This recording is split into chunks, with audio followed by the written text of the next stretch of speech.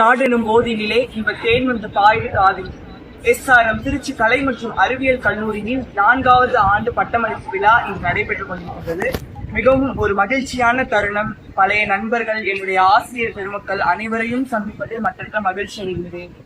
இது என்னை பொறுத்தவரையில் எனக்கு என்ன திறமை இருக்கின்றது, பேச்சு திறமையா, எழுத்து திறமையா, நாடக திறமையா, கட்டுரை எழுத்து திறமையா என்று எனக்குள்ளே இருக்கக்கூடிய திறமையை கண்டறிந்து ஆராய்ந்து எங்களுடைய ஆசிரியர் பெருமக்கள் எங்களை பலவித இடங்களுக்கு அழைத்து சென்று எங்கள் வெற்றிவாகையும் சூடி தந்துள்ளனர். அதற்கு முழு முதல் காரணம் எங்களுடைய ஆசிரியர் பெருமக்கள்.